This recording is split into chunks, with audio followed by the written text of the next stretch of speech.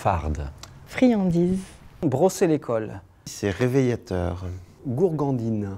Enfin, c'est un mot utilisé par les Belges et qui désigne un dossier de documents. En fait, j'ai rencontré ce mot à la fin du siècle dernier quand j'étais coopérant à l'Alliance française du Swaziland. La directrice était belge et elle me disait prends tel document dans la farde, j'ai mis la farde sur ton bureau. Je pensais que c'était un mot anglais qu'elle utilisait. Et j'ai découvert plus tard que c'est un mot utilisé par les Belges pour désigner cet objet dossier. Alors une friandise, c'est pour moi quelque chose qui est sucré et qui fait plaisir et qui se mange. Bon, la rencontre, elle est quotidienne avec les friandises parce que je suis très gourmande.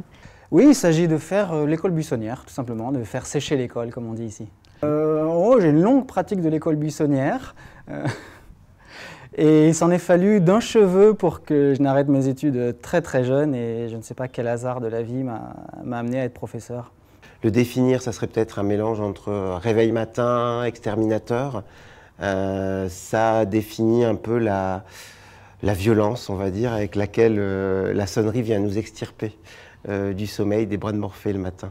C'est un mot qui n'existe pas dans le dictionnaire, bien évidemment. C'est pas la peine d'aller le chercher.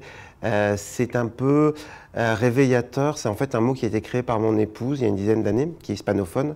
Et quand elle apprenait le français, un matin, elle m'a dit « Est-ce que tu peux changer la sonnerie du réveillateur? C'est insupportable. » Je suis allé sur Internet pour voir quelle était la définition du mot gourgandine. Et là, j'ai été effectivement, ça confirmait ce que j'avais pu émettre comme hypothèse sur ce mot, à savoir que ça veut dire femme de mauvaise vie, certains diraient prostituée. En fait, ce mot gourgandine, je l'ai choisi parce que je ne le connaissais pas jusqu'à assez récemment. Et il y a 8 ans, je suis allé au cinéma pour voir un film qui s'appelle Little Miss Sunshine. Donc c'est un film américain, mais que j'ai vu en version française. Et à cette occasion, j'ai entendu ce mot qui m'a intrigué.